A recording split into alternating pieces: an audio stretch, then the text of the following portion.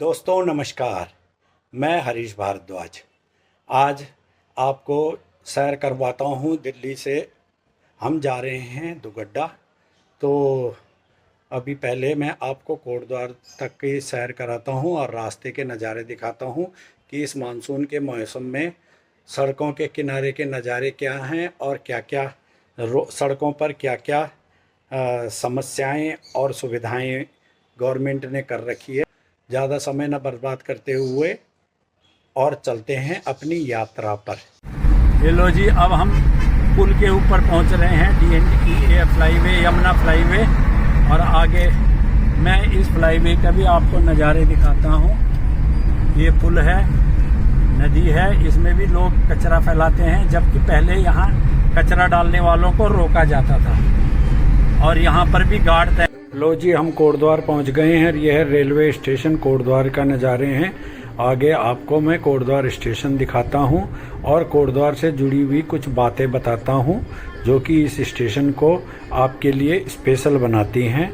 सर्वप्रथम यह स्टेशन जो है कोटद्वार 1889 का बना हुआ स्टेशन है।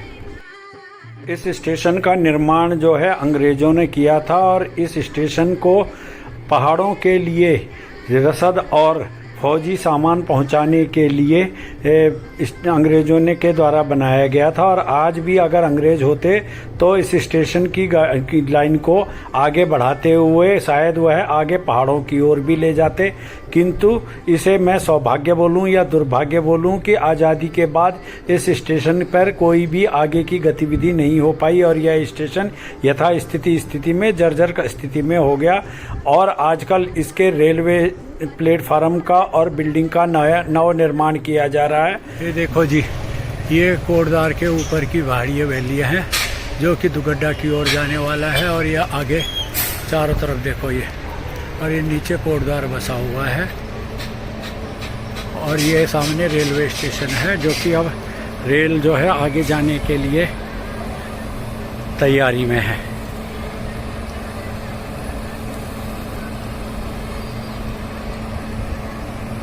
इस स्टेशन की सबसे बड़ी समस्या यह है कि एक तो यहाँ झाड़ झंकार नहीं कटे हैं और जो कार्य हो रहा है वह भी बहुत धीमी गति से हो रहा है और इसके विकास की ओर विशेष ध्यान कोई नहीं दिया गया है। और भारत सरकार के द्वारा भी इस रेलवे स्टेशन को, जैसे कि ये इस क्षेत्र का आखिरी स्टेशन है, तो उसके आधार पे कोई डेवलपमेंट नहीं किया गया है। और जो डेवलपमेंट हो भी रहा है वह भी बहुत धीमी गति से कछुए की चाल से हो रहा है।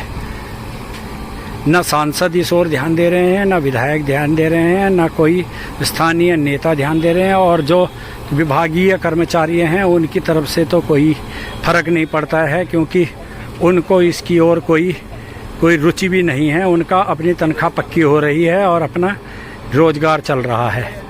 तो जितनी सुविधाएं कम होंगी उतने उनको आराम है, जबकि लोगों को अगर सुविधाएं मिले तो यहाँ से लोग भीड़ अधिक से अधिक मात्रा में बाहर की ओर जाएंगे और अपने कार्यों के लिए जाके वापस अपने गांव की ओर भी आएंगे।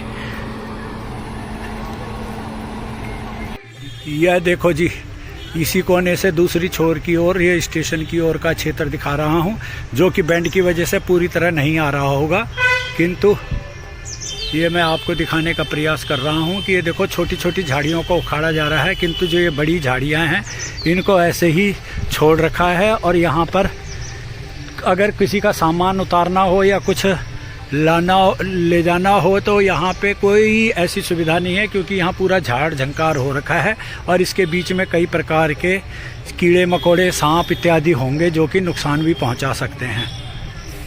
ये देखो, ये मैं जो दिखाने की कोशिश कर रहा हूँ ये स्टेशन का आखिरी छोर है और ये मकान है जिनको कि व्यवस्था के हिसाब से हटा के और इस आगे रेलवे लाइन को ले जाया जा सकता है। ये देखो स्टेशन, यहाँ से आपको दिखाई देगा, ये स्टेशन है। इसकी स्थिति बड़ी विकट सी है और जो कार्य की गति है वह कछुए की चाल से चल रही है, जो कि कम से कम 2 साल का समय लेकर इस कार्य को पूरा करेगा। वो भी मैं अंदाजे से वैसे बोल रहा हूँ, अगर कार्य थोड़ा बीच में तेजी से चला तो, अन्यथा लंबा समय भी लग सकता है। तो सरकार को और संबंधित अधिकारियों को इस ओर ध्यान देने की आवश्यकता है।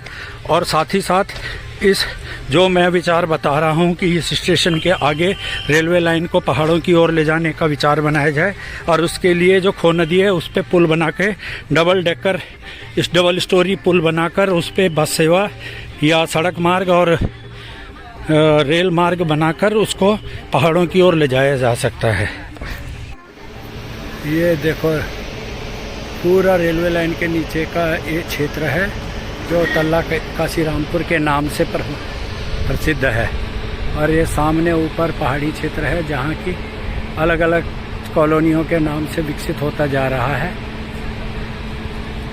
और यही मार्ग आगे को पहाड़ी के नीचे से कालागढ़ के लिए भी जाता है और यही मार्ग से ये सिद्धबली मंदिर होते हुए आगे दुगड्डा और पौड़ी गढ़वाल के पौड़ी जिले की तरफ को चला जाता है। यदि इसी क्षेत्र में जो ये नीचे खाली क्षेत्र है इसमें छोटी मीटर गेज की लाइन और स्टेशन बनाया जाए जो कि मालगाड़ी का स्टेशन है, उसी प्लेटफार्म को छोटी लाइन के लिए विकसित किया जाए तो उससे पहाड़ों की ओर मीटर गेज की लाइन खो नदी के ऊपर नीचे सड़क मार्ग और ऊपर रेल मार्ग बनाकर आगे पहाड़ों को ले जाया जा सकता है। इससे एक और जहां सुरक्षित रेल मार्ग पहाड़ों की ओर जा सकेगा वहीं वहां के नागरिकों को रोजगार और स्थायी यातायात साधन मिल पाएंगे जिससे कि वे अपना जो उनका पलायन होता है वो भी रोक पाएंगे। दोस्तों जो ये कोटद्वार रेलवे स्टेशन है इस स्टेशन के को जो प्रयोग में लाने वाले लोग हैं वे भी उदासीन हैं, क्योंकि अगर वे उदासीन नहीं होते तो वे लोग जो है अपने मंत्रियों और नेताओं से ज़रूर इस बारे में शिकायत करते और जैसे कि समय समय पर यहाँ चुनाव होते रहते हैं तो उसमें अपने मुद्दों को उठाते, किंतु उन्हें किसी को भी इन चीज़ों से कोई मतलब नहीं है कि ये सुविधाएं जो हैं हमें आगे भी पहाड़ों की ओर या हमारे प्रदेश को पूरे प्रदेश में फैल सके। तो लो ये ट्रेन ने सीटी बजा दी है जाने के लिए और अब ये ट्रेन जो है प्रस्थान करेगी। अब ये एक और सीटी बजाएगी और अब ये चलने को तैयार है।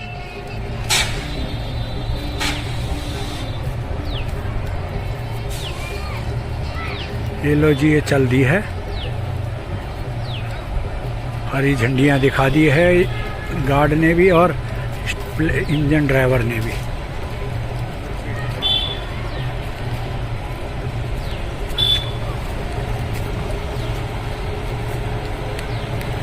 कोटद्वार से चलकर अब ये नजीबाबाद जाएगी और लोकल पैसेंजर को लेके वहाँ पे उतारेगी।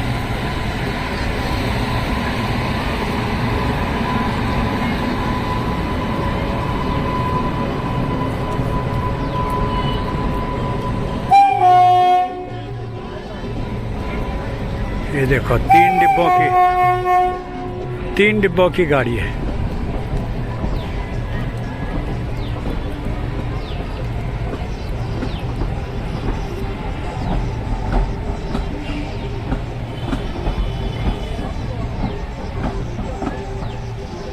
ये निकल गई। अब बताओ 3 गाड़ियों के डिब्बे में भी पूरी सवारियां नहीं मिल पा रही, जबकि अभी काम बंद करके लोगों के वापस जाने का टाइम है, तो इसमें भी लोगों इसको सवारियां नहीं मिल पा रही।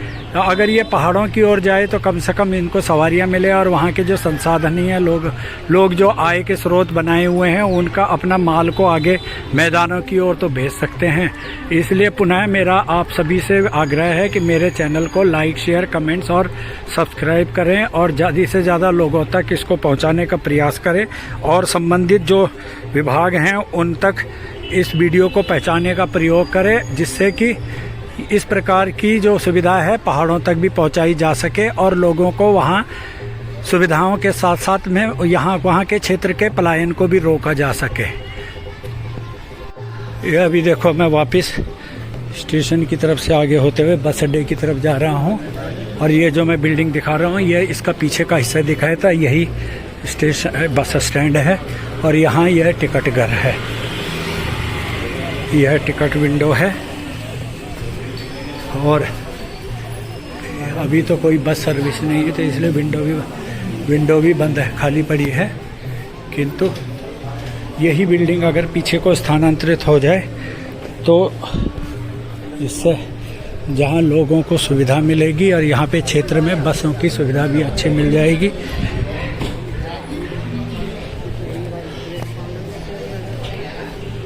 ये बस इनका कार्यालय है और ये वह कर्मशाला है जहाँ की गाड़ियाँ खड़ी होती हैं प्लस रिपेयर होती हैं। यही सीन मैंने आगे दिखाया था, जो कि गाड़ियाँ ये पीछे से दिखाई थी, अब ये टूट गया है तो इसको आगे विस्तृत करके बनाया जा रहा है।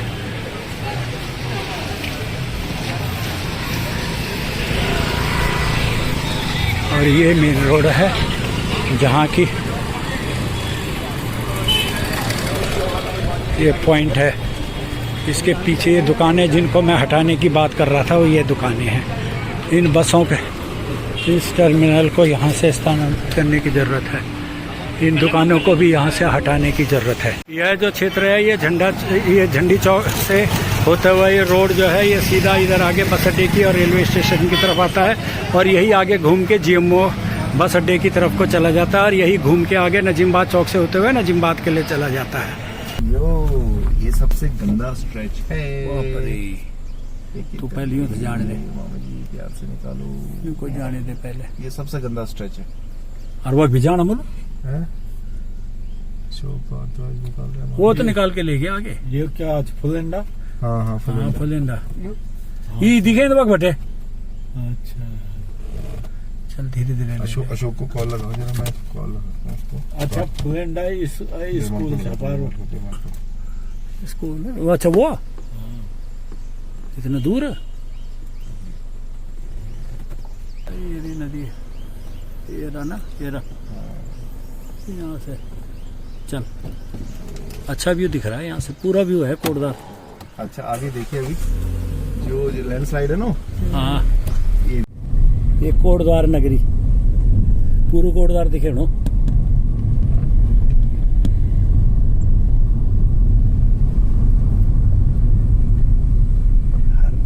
हर 50 मीटर पर बूंद। तो इस रास्ते को इसलिए नहीं खोल रहा हो कि ऐसी ही प्रॉब्लम है। हाईवे आ जाएगा तो ये आराम से बनेगा। कोटद्वार तक तो हाईवे तक है, वो अभी भी हाईवे ही है, पर यह है कि इस रोड को चौड़ा और वो करना पड़ेगा सही तरीके से डेवलप। कई बैंड ऐसे हैं जिनको कि लॉन्ग करके और थोड़ा स्लोप को कम करना पड़ेगा, जैसे यही है। प्लेन के आदमी थोड़े चला पाएंगे इनमें ऐसे। ये देखो हाँ वो गाँव हो रहे, ये गाँव वाले कोटद्वार पैदल जाते हैं शॉर्टकट है। और जो सब्जियां यहाँ से बिकने जाती हैं इन्हीं से ही तो जाती है। शॉर्टकट भी है काफी। रोड कनेक्टिविटी गाड़ी आती है नहीं है पिकनिक स्पॉट के लिए, और उसके लिए अच्छा है ये पॉइंट ऑफ व्यू से ना। जैसे डलहौजी बना हुआ है ना, लाइक चरीक से पूरा कोटद्वार का व्यू आता है। तो कभी डलहौजी गया थे हिमाचल? हाँ तो वहाँ का है, जैसे देखो नदी का किनारा है और वैसे वैली में है वो। तो काफी व्यू भी रहता है, बरसात में ऐसे बादल उधर आते रहते हैं, बड़ा अच्छा लगता है। चारों तरफ पहाड़ी और कोटद्वार सामने। ये वेटिंग कर रहे हैं यहाँ पे, किसका वेट कर रहे हैं भाई? यूट्यूब है भाई। दुगड्डा बारिश हो रही बोला यार। अच्छा दुगड्डा में हुई है। ये देखो जी नीचे दुगड्डा च वो क्या अच्छा अच्छा ऐता वो है। हाँ हाँ हाँ वही तो बनो छो, वही की तो बनो छो। चलो अब ढलान में जा रहे हैं हम। ले ये बोतल पकड़।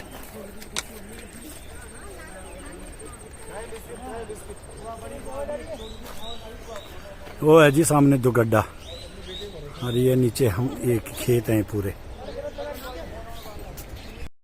ये लो जी ये आ गया लैंड स्लाइडिंग जोन, जो ये पूरी पहाड़ी जो है दुर्गा देवी मंदिर के पास जो है क्षेत्र, वहाँ पर स्लाइड हुआ है।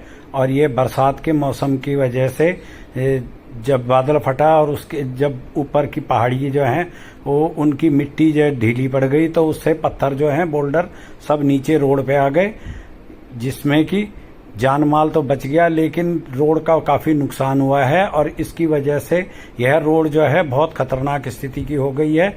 और इस क्षेत्र में यदि रोड बनाई जाती है, जैसा कि नेशनल हाईवे की रोड बनाने की बात चल रही है और काम हो रहा है आगे पीछे से, तो यदि इस क्षेत्र में बनाया जाता है तो यह जिंदगी भर के लिए नुकसान का सौदा होगा। इसलिए इसकी जगह पर यदि नदी के बीच में, जो कि इसके नीचे नदी बह रही है खो नदी, उसके ऊपर डबल स्टोरी रोड बनाई जाए और पुल बनाया जाए, जिसके ऊपर की मीटर गेज की रेलवे लाइन भी लाई जाए, तो उससे एक और जहां रेल आगे पहाड़ों की ओर बढ़ेगी, वहीं जो ये स्लाइडिंग की वजह से जो रोड पर हानि होती है जानमाल की, वह भी रुकेगी। और रोड एलिवेटेड होने की वजह से 12 महीने इसके ऊपर यातायात चल पाएगा और इससे जो यहाँ जंगली जीव इत्यादि आते हैं, जिनकी वजह से आए दिन यहाँ लोगों को अपनी जान खोनी पड़ती है और रिस्क बना रहता है, उनको भी सुविधा होगी और जानवरों का आवागमन भी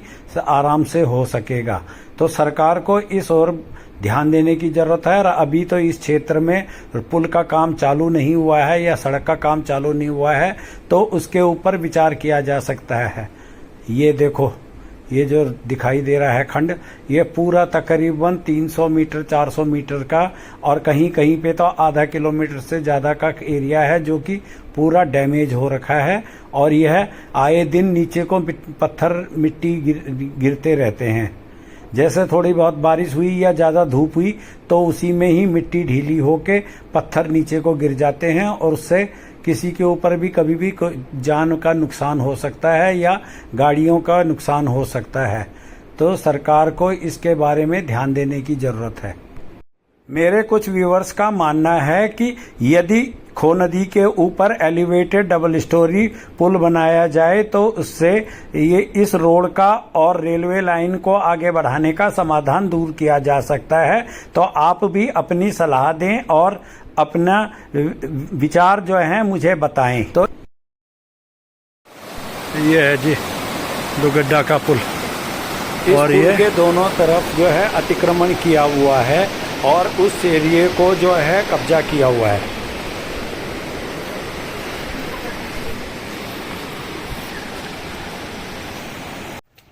इसी के साथ इस वीडियो को मैं समाप्त करता हूं। आशा करता हूं कि आपको मेरा यह वीडियो पसंद आया होगा। अगर आपको वीडियो पसंद आया है तो इसे लाइक, शेयर, कमेंट्स और सब्सक्राइब करें और साथ ही साथ मेरे चैनल को आगे से आगे लोगों तक भेजें, जिससे कि वे सब्सक्राइब करके मेरे इस वीडियो को अधिक से अधिक लोगों तक पहुंचा सकें और आपको मेरे वीडियो समय पर सबसे पहले मिल सके।